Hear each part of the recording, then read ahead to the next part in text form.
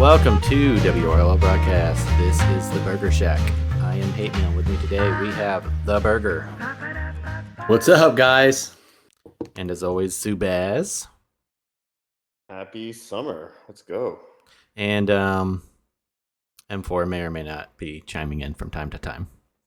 But Zubaz, real quick before we get started about the Burgershack, did you notice my summer special at all that we did? Our summer special.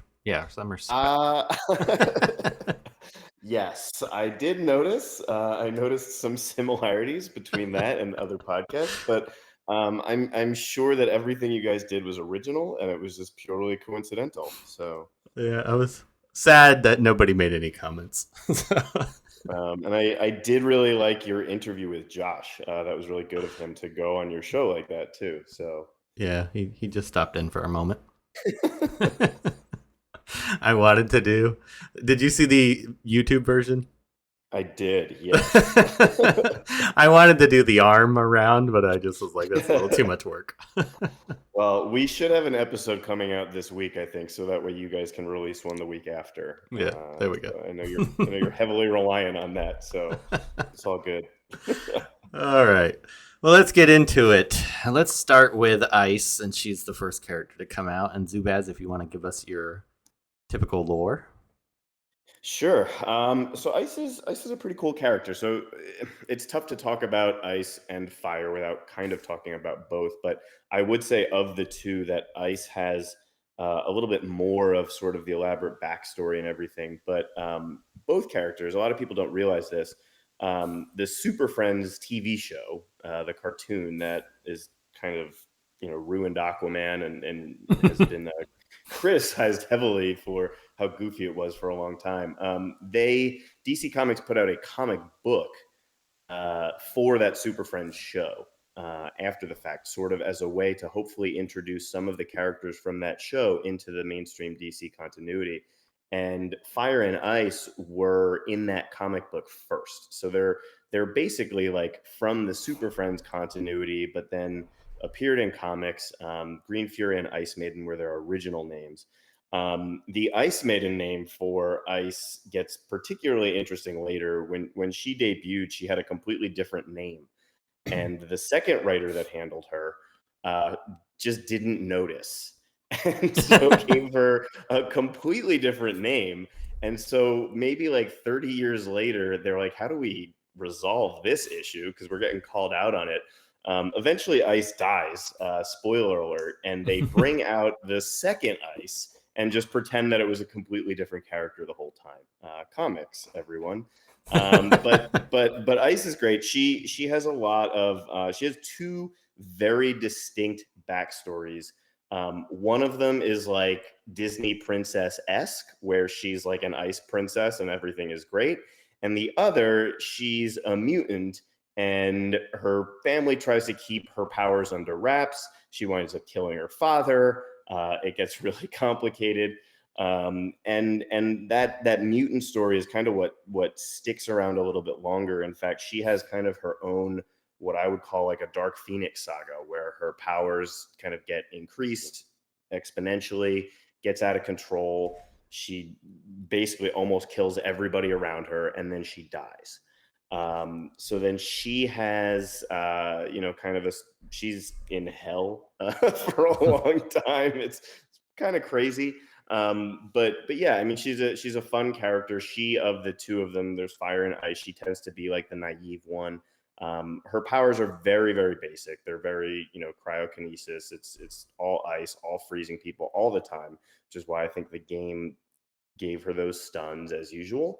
And I would say, if you're looking for good ice stories to read, Tom King right now is doing a Human Target series that is very, very interesting and good. And Tom King has been a little bit criticized for taking these sort of C and D list characters and just giving them a completely new characterization.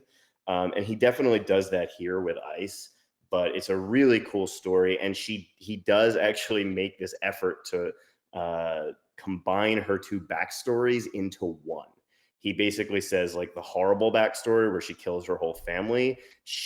After that happens, she just runs away, starts telling people the original story and then eventually tells people that lie for so long that she believes it herself. So it does a really good job. But otherwise, that and then the original Justice League International series with both Fire and Ice, Guy Gardner, Dr. Fate, Batman, that sort of thing is a great series as well. So that's where I would go to if you're looking for an Ice story. But Human Target for sure is a fun one.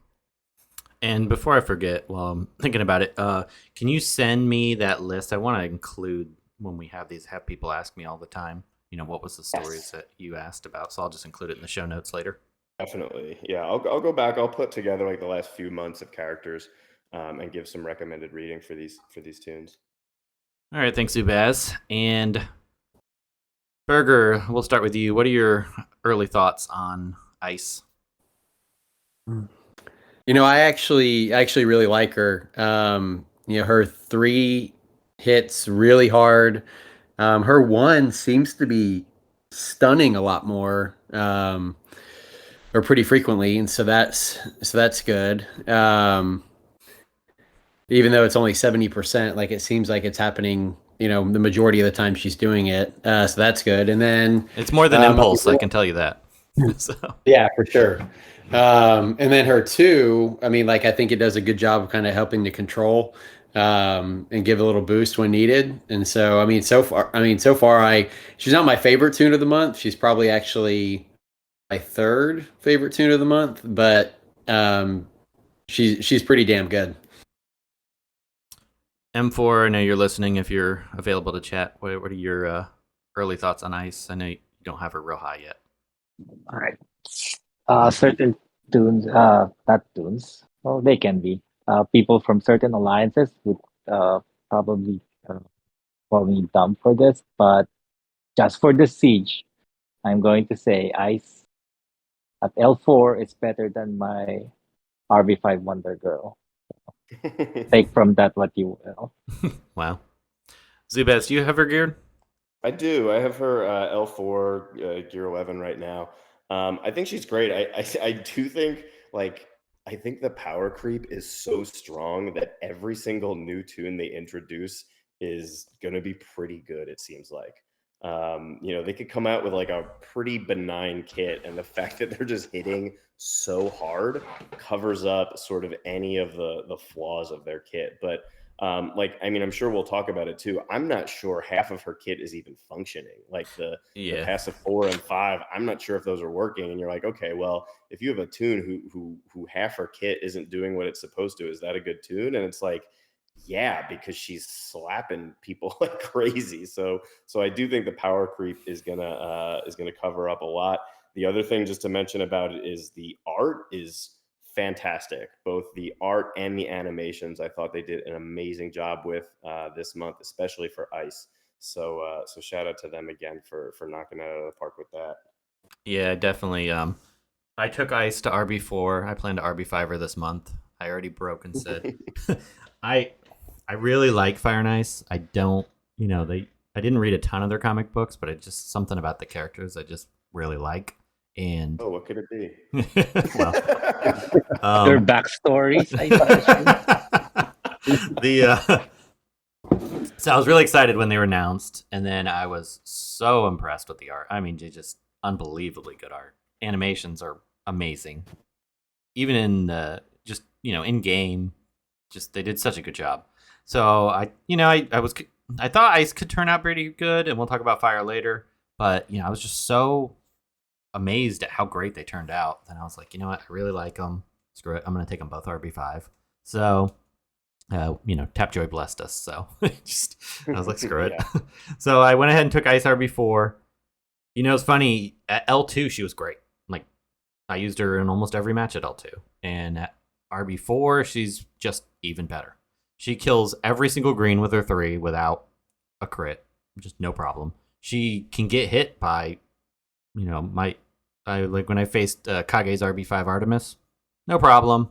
Just, can take plenty of hits from her. I have no fear of her at all. Her 3 will almost kill Wonder Girl at RB4. I think at RB5 it might do it at an L5 Wonder Girl. Her basic does a ton of damage. Her overheal and her shields are pretty good.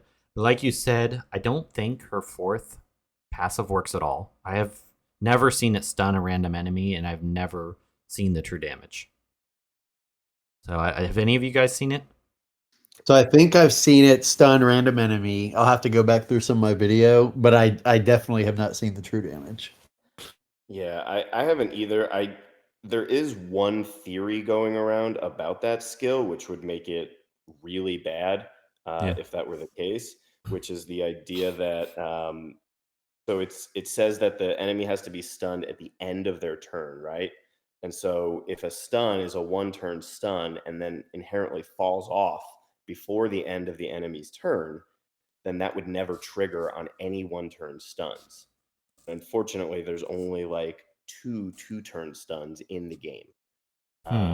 So that I don't know if that's functioning, period, or if that's how it's intended and the devs just gave a really bad skill there. My hope is that we can kind of run that up the flagpole and get them to at least look into it and see if they can edit that. But yeah, I have not seen the true damage ever, and I don't think I've seen the random stun either. I don't think I've seen the stun because in Siege, which is, and if you're watching the video version, if you see me or Burgers once his are L5. I have some L2 video, but I have some RB4 and RB2 video.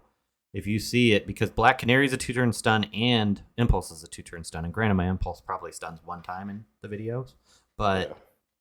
Black Canary is 2-turn. It would have to be Impulse, because I think Black Canary stuns, because of the way that they're coded right now, are not triggering any other passives. Oh, that's true.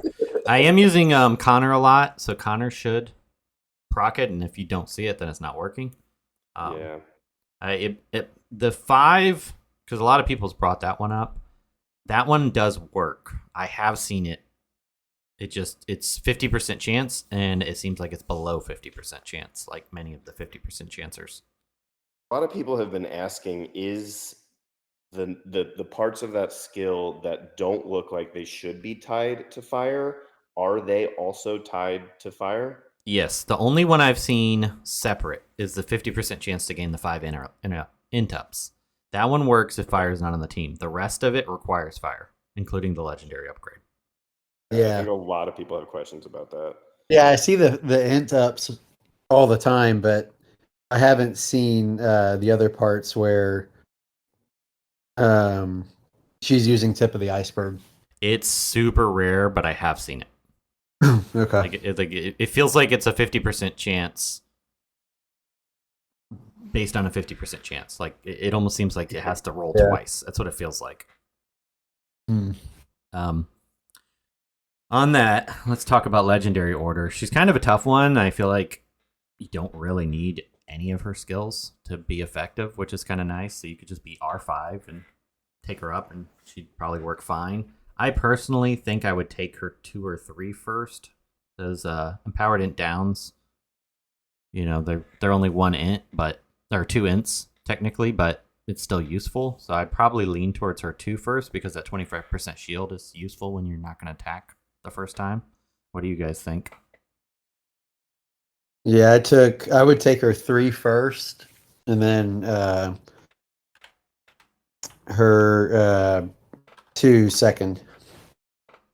That's what I was kind of leaning. What do you think, Zubaz?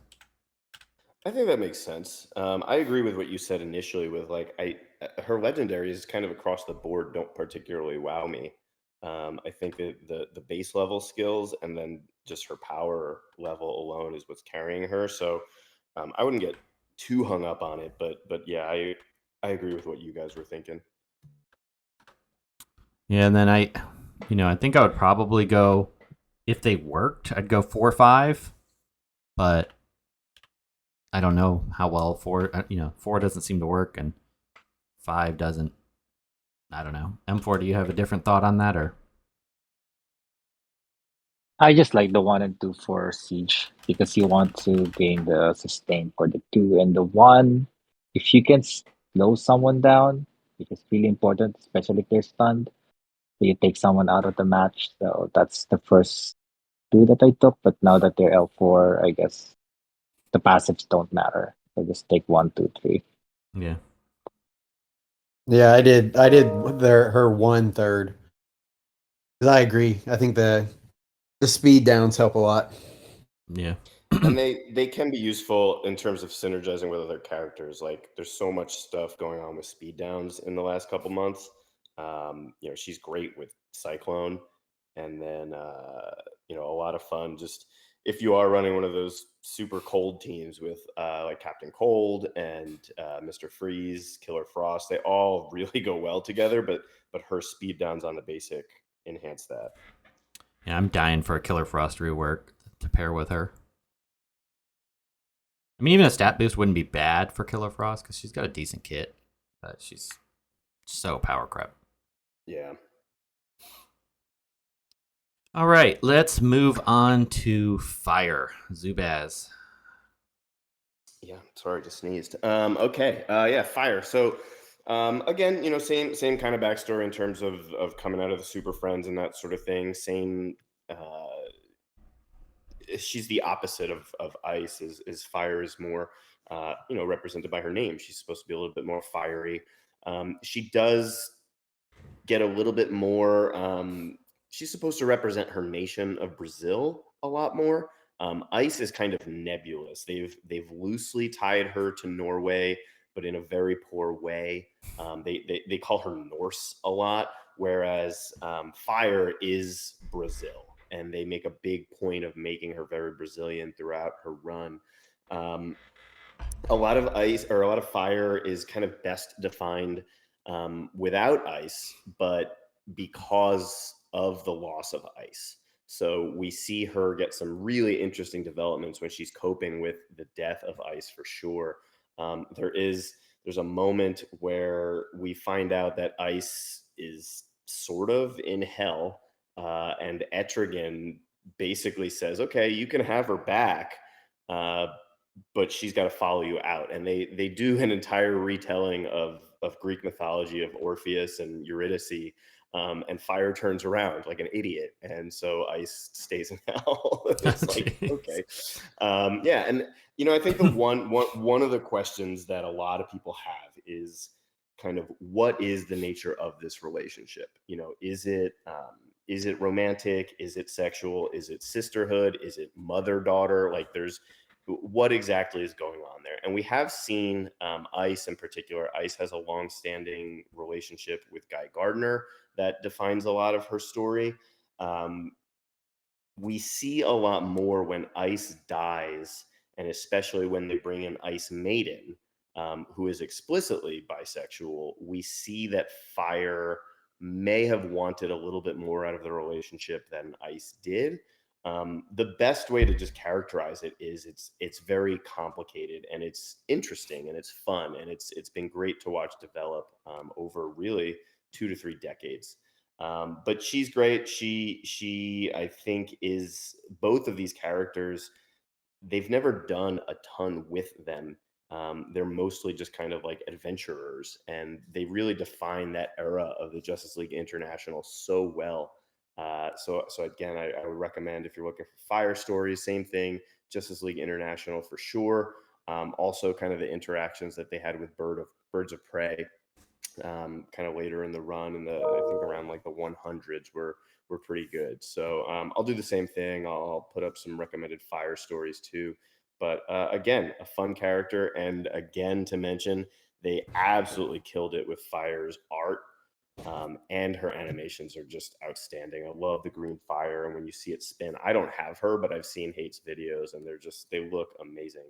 That 3 just spin even on, because I mean on slow motion, they always look really cool, but when nobody plays obviously on 1 speed, I really wish they would add it to 2 speed. Why I just don't know why they can't do that. But anyway, on 3 speed that the 90% of the population plays on, that blazing tornado still looks awesome. One of the coolest looking moves, and it slaps. I mean, it just hits so freaking hard. Burger, you took her RB2 already? I do. Yeah. She's like, well, so I think I like her a lot. I obviously, because I already took her RB2, and I want to take her RB4 this month. But she's my second favorite tune of the month. I think Black Canary's my favorite so far. But yeah, I mean, she she just slaps. Like, and if there's not evasion up on the team, like everybody's just melting, at least during siege and stuff, which is most of what I've played with her so far. But I mean, I mean, perfect for my play style. Just hit and be able to walk away. And I mean, she definitely does that. Yeah, I have her L2, and I'm so impressed with how good she is at L2. I mean, it's absolutely ridiculous. And it's funny because and Zubaz and I both thought she was going to be pretty bad, and we thought the only saving grace would be if she hit really hard. And Right. and she absolutely hits very hard, and she can take monster hits. I mean, I posted a video kind of trying to antagonize Kitty because we've been arguing about S tier and A tier on Wonder Girl, but there was an RB5 Wonder Girl with multiple strength ups, and she only took. I had one video where I think it was an RB1. She had a multiple strength ups, and then I think she had one strength down from Fire's 3, but she didn't. She took her down only to 25% life, which most greens, when they get hit by Wonder Girl with that many strength ups, they're just popped, and an L2 especially. So then I faced an RB5 Wonder Girl. She only took her to half life. I mean, she stands up well at L2. At RB5, which I'll definitely take her this month, she's going to just absolutely annihilate everything and probably not die. I mean, she could take Spectre 3 hit. Like most, I mean, you look at poor Mongol, he gets hit with Spectre 3 and he just instantaneously falls over, where Fire barely does any damage since it's special. I mean, it's crazy. And neither M4 or Zubaz, you guys don't have her yet, correct? I do not. I didn't think so. For Legendary Order, Burger, I only have her L2. I took her 2 and her 3. What would you recommend first, having all the abilities? Yeah. So I did Blazing Tornado first, even though I generally open up with her 2. Then I took her 2, which is the Wall of Fire second.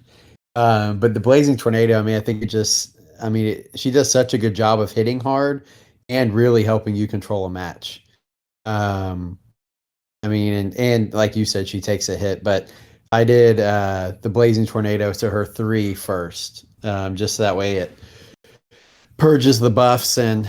Yeah, I always forget it does the purge. Yeah. Well, that helped a lot against that because I thought I was going to get locked out against the Jon Stewart. Then I remembered that she did that. So, but yeah, no, I did her 3 first, her 2 second, her 5 third, just because she's killing everybody. She kills somebody every time she gets a turn. And then I did her 4 fourth and her 1 fifth. Yeah, that's a question I have for you, because her 1 makes her basic an AoE, and there's a lot of times you don't want that to be an AoE, so I've been considering never taking it. Yeah. So one of the times I lost a toon this siege was because her 1, I had to choose between like who I was going to hit, and so I ended up just hitting Kaga with it, but then it triggered Coda, and then she popped up and ended up killing my Wonder Girl, which is another reason why I haven't been using Wonder Girl much, because she seems kind of have a plastic jaw. But she didn't kill my Fire. She killed my RB4 Wonder Girl, but not at the time it was L5 Fire. Wow. That's crazy. And, it's a strength-based toon hitting a special damage, special tank. Is that correct? Zubaz special tank is what she is? Yes. Yeah, I think So both Ice and Fire are both special tanks. So in theory, they should take more damage from physical-based toons. Yes. So that's surprising. Yeah, I think I agree with that Legendary Order. I'm kind of surprised you open with her 2 instead of her 3, because her 3 puts those evasion downs, which makes her do more damage with her 2. Is there a particular reason for that, Burger? Just the turn meter down. Oh, that's true. So yeah, because it has the 30% turn meter down, and then it does have for her 2. So that's generally why I start the match off with her 2 almost every time. Yeah, that makes sense. I I use her 3 a lot to open just because it does so much damage. It usually kills Black Canary, even at L2. So, yeah. And then I think bug-wise, she did pretty good. I don't have her. I mean, True Sight's not really useful for her if you take her 1 legendary because she does AoE on everything. So, I'm not sure I see the point. Yeah, I haven't noticed it, but I've also every time I use her, Black Canary's in. So do you lights. do you gain the awareness? Is that working correct? She does gain awareness. Yes, Okay, sir. good. And then, I guess the 5 when enemy dies for lives there. The 2 intelligence ups are nice. Once again, she gets True Sight, which may or may not be needed. Another reason not to take the first legendary. I really think leaving the first legendary is probably, it seems like it's better for her kit not to have it. So. Her 1 hits really hard too. Like, I mean, at L5, she was taking out L5 Kaga with her 1, just 1 hit KO. Mine doesn't seem to do that at L2, but maybe with the rest of the stuff to gain the intellect ups and all that helps with it. I don't know. I thought for sure she was going to be not good, and I'm actually not sure if Ice or her is which one's better. So they did such a good job. She's super fun. Sure. Super fun character. Before we move on, do you guys want to talk the reworks a little bit since we haven't had an episode in a while? If you guys have the time. Sure. Let's do it. Let's talk. I can't remember who the other one other than Black Canary. Oh, TDK. So let's talk TDK first before we get into Black Canary because I have a feeling that one's going to be a longer conversation. Zubaz, what are you thinking of TDK? I think he's very niche in terms of what he does. I do think he's a good toon. He obviously really handles the taunters really well, and if that's the only thing he did, then that's great. In general, he still also, as a green, is doing great damage against reds, even if they're not taunting and stuff. I don't know. I think his kit just kind of bores me a little bit, such that even though I know he's a good toon, I don't find myself using him all that much. I also think it's problematic that it's not 100% guarantee. Like, he can still get stunned by Superman, and Superman can still go to town on him, which is a little annoying. But overall, I think it is a very successful rework. Burger, what are your thoughts on him? Yeah, I mean, out of the 4, he's 4th for me this month. I mean, I agree. I think if you have somebody that's going to taunt regularly, he's great. You don't see Arcus running around that often. Personally, I don't run into a ton of Superman. So I guess it's Barda that a lot of times that I run into. But I mean, he's not bad. He does hit hard, especially if it's 2 procs first. Whereas passive, where he buffs up, is 3 powered armor. Procs first, but yeah, I mean, I'm kind of underwhelmed with him. I think yet again I wish there was like a really strong Batman in the game.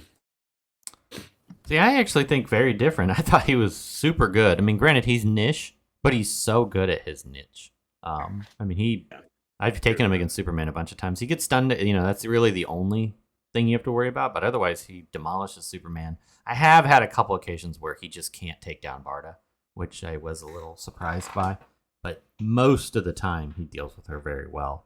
And then he's good. I haven't used him a ton this siege. I used him against bot boards, but now the meta's kind of taken shape, and you don't really need him because nobody's using taunters with Black Canary. I think if he came out outside of Black Canary, he would have a ton of play. M4, what are your thoughts on him? Like said, he's a good counter toon. He's really good at his job, but it would have been great if they kept the interaction with the toons that apply taunt on the enemy team. He used to proc on those, but now he doesn't. So now you bring him solely to counter certain taunters. He can't deal with all of them effectively. Like, let's say Arcus. Arcus is still going to take down someone, and then he's gonna punish him for it. So he's not effective there. And like you also mentioned, Superman. He's still gonna do his thing before Batfleck does his thing. But Yeah. for other taunters who just taunt, like let's say Shazam, they're SOL. They're not gonna do anything. He's very good So against it's, MJ, which she's still yeah, on MJ. every in Wraith. She's everywhere still. So What I don't like about him in this siege is his interaction with Ice, because Ice shields up the team, and then he doesn't get the chance to self proc his buff. But otherwise, he's a great rework. He's now a more consistent version of what he used to be. So and, I I, like him. It's just that you can't bring him to every fight. and that's okay. I mean, with nearly 200 tunes, I Yeah, think having I mean, niche characters you bring out for certain scenarios is good, and he does a very good job of that. I'm really torn on his legendary order.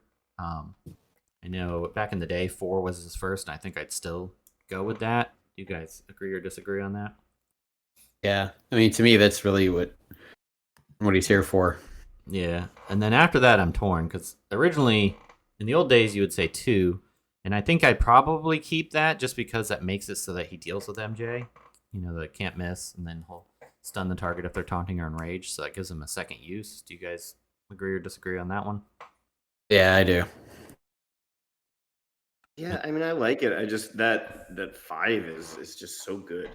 So I guess like if you, I think if you want to use him outside of his taunt thing, consider that 5 first. Yeah. But otherwise, like what you're describing, like if you are going to use him to deal with Barda and Superman and stuff, then I think you do go 4 too. Yeah, I mean, the 5 only gives him a little bit higher crit chance, so the rest of it. Oh, right. That's right. That all that's in the base skill, which is Yeah. ridiculous. So, and that's why I kind of think his 3 is. That's why I was torn because the 6 stamina ups and crit immunity is a big deal, and he it uses his is, 5 so much. and he use it for free. So that's a good thing to have. Yeah. So, at one point I almost thought I'd move the 3 up, but it doesn't happen every single time. So I guess it would be third, but I think L3 is kind of his sweet spot. His 1 is also very good, gaining 25% shield plus 100% crit chance. So if you're attacking a taunting person or an enraged person, he does a really good job against that. And, if they do come out with a month where, you get an Atrocitus rework and a big enrage month, he's going to be a great character to bust out for that. Because he'll do his thing on that too. So, yeah, I think his legendary order actually doesn't change. It's what I had originally, and I keep it the same. All right, let's move on to the one I think most people like, the character most people like the most this month. Zubaz, if you want to start, since this is your girl. Black Canary is the best, and that's all I have to say about that. No, I mean I think she's excellent. I really have enjoyed the game more because I've enjoyed playing with her and seeing the way she opens things up a little bit. I think the switch on her, it was. I would describe the way that her rework functions so well is a domino effect, which is her third skill previously applied hit chance downs to the enemies.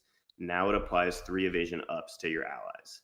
And so what that does is, not only is the trade-off basically the same, you're evading more as opposed to them hitting less, but that now opens the gate completely for the base part of her leadership skill, which is that she has this use her 2 whenever all of your allies have evasion ups. Previously you had to run these kind of janky all evasion up teams, like you would do like Harley, Dove, Jesse, or something like that. And you can still do that, but now you don't have to. You can use her with whoever your allies gain the evasion ups. It allows her to do her 2 every time she gets a turn. Now her 2 is even better because it guarantees the stun. Previously, it was a gated percent chance. Now it's a guaranteed 2-turn stun that she just does for free. And the way her AoE works is that because it applies the evasion, she gets the free stun anytime you do her AoE, basically. Now, as far as what that stun is doing, the way it is coded, let's just say that it is stunning a little bit more, perhaps, than it should right now. I think even if they change that, I think she'll still be excellent. So it's the combination of all of those things, the way that all of those dominoes kind of fell in a way such that she's stunning all the time, you're evading more, she's doing more damage, like all those things. I think she turned out to be a really, really useful toon now. Yeah, she's not going anywhere in this meta. So. Yeah, not to mention like all the TM down. But I mean, so I would say I don't know if her 2 is doing anything different than it should. I mean, it clearly says stun the enemy. So, I mean, I think that's pretty. I mean, so that's what it's doing. So that's pretty good. It's great when you do it to the enemy. It's horrendous when it happens to you. Yeah. Well, in that case. I mean, and the funny part is like I just talked about all of those things that made her kit so much better than it is now. None of that included her new leader skill, which is one of the most like useful and best leader skills in the game for immediately turning a match from a 4-on-4 to a 4-on-3. There's also one thing you missed, Zubas. One of the scarier parts of her kit, and even confused and baffled and bewildered a certain streamer. Why is the turn meter down not working? I'm hitting her and she's just taking turns. She's scary to face because she's slow, but it doesn't matter because you piss her off or any of her teammates. She just wants to go at it and then hit you with that AoE and stun someone on your team. So you really need to take her into account when you're facing her. Now, is that bugged? Because it seems like she gains turn meter. To. Okay. She does. It's part of her. Oh, gain. Okay. Yeah. For some reason, I thought Yeah, gain 30%. Yeah. Okay. Never mind. That's right. I was thinking 30% down. Yeah, Fire does it. The problem is like people have been doing their Black Canary, and I'll just say people. I won't mention any names, but somebody's doing their Black Canary for 40% turn meter down on her, but then she gains 30. So she's only losing 10, combined with the fact that she's about to go soon. It looks like it didn't do anything at all. Which, yeah, she's scary to face. She can take over a match real quick. I think I've lost twice this siege, and both times are because I forget when Aquaman's on the team that all of Black Canary's skills do something with turn meter, it seems like. So I screw up with that, then it's just I forget Fire does stuff with turn. Like, it's just I don't know why. I just have a mental block with Aquaman when I face him.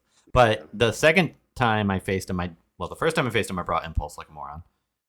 But then the second time, I didn't bring Impulse, remembering he did turn meter, and then I couldn't use Black Canary's moves, and it just turned out bad. But facing Black Canary when she's on the team, she just when she gets going, there's not much you can do. Oh yeah, she can solo teams as an enemy, or like if she's the last one you have standing. It's crazy to see.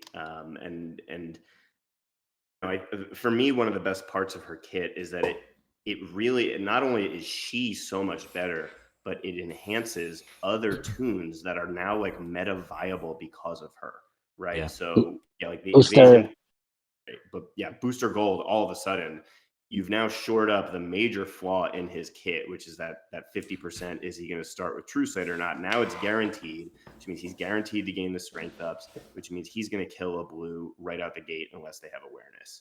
You've got Shiva, you've got Batwoman, like all of those toons got elevated. And she's helping bring back a little bit of the evasion meta in terms of like Dove and Jessie. If you use Dove, Jessie, and Black Canary together, you can have 10 evasion ups on your team in very, very short order, which is a lot of fun to play with. Yeah, this is one of the best months I've seen in a really long time. I want to take Black Canary RB5 too. I'm debating if I want to risk the 6-day next month because TDK's had it like 85 times, I think. So I think it's almost guaranteed she's going to get it. I don't know. I'm torn as well. I think I'm probably just going to pull the trigger this month just to be safe because it's the second week of the month and we won't know. Yeah. But yeah, I mean TDK, he was the board clear. I That think was for 5 years ago. But that for was 2 5 years years ago. though. But didn't he Yeah, have like at least 1 or 2 6 days already? I Oh, I don't don't know about that. recall. But, I mean, Canary, though, was he an was the board alliance clear for for PvP. 2 months or for 2 years. Like Yeah. they didn't used to change it monthly. It used to Yeah. just be TDK every single month. Well, he had because is this his second or third rework? Second, yeah. That's why I think he's had a 6-day. No, it's his third, isn't it?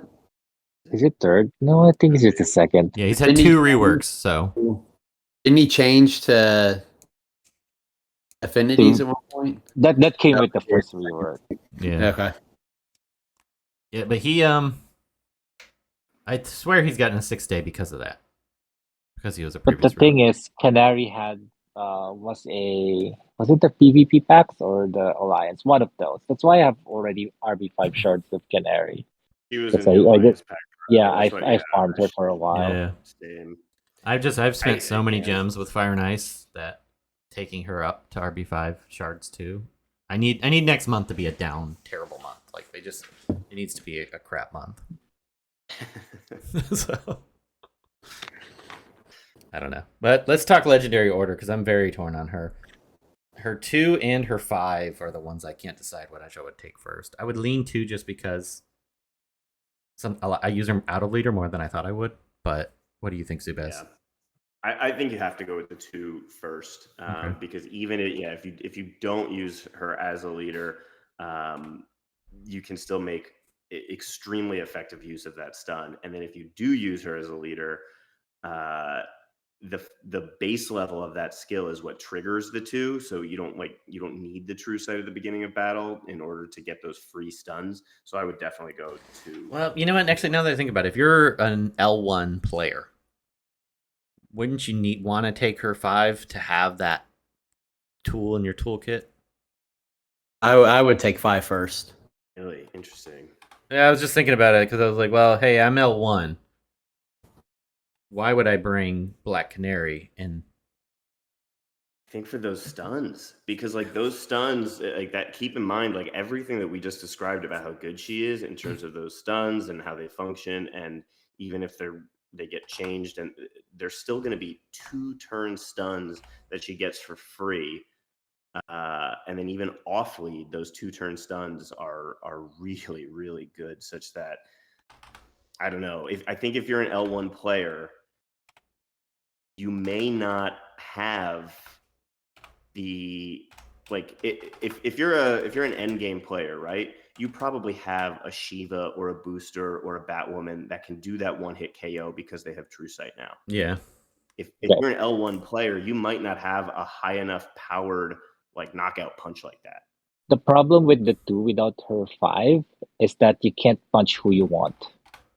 So you're just going to stun the Taunter. Yeah, I mean, he does make a point because even if you're not one player, you may have Connor or somebody that you can stun a problem toon that you normally That's true. Yeah, that's fair. That's fair. It's tough. I would lean 5 if you're no one player, but it's dealer's choice. I mean, yeah.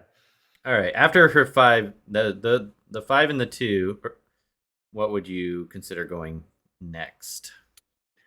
I like the 1. I like the basic a lot.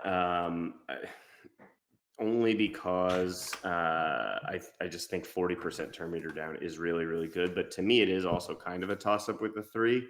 And the only reason I say it's a toss-up for the 3, I think the 1 is a better skill. Obviously, 45% versus the weird gated 25% chance on the 3.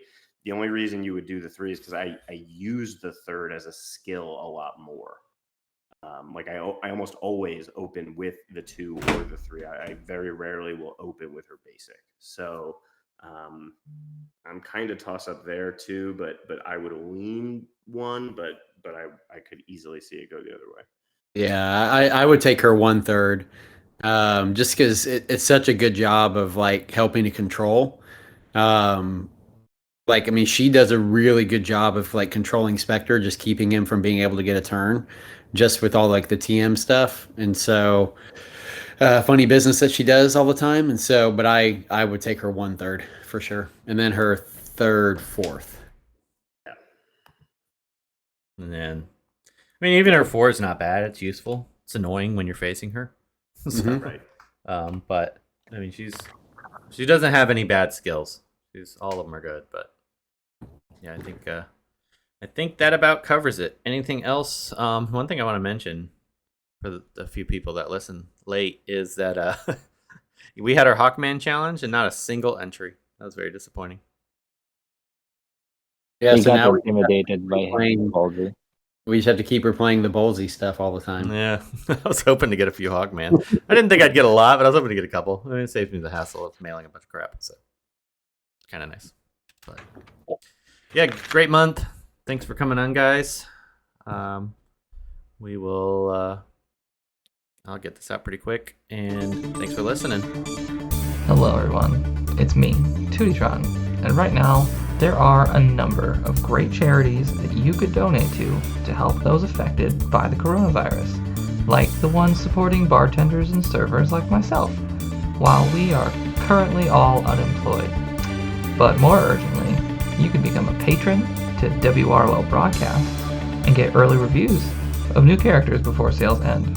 Just go to patreon.com/WROL broadcasts for more details. Hey, Bullsy, who's your favorite character? Hawkman! Who? Hawkman!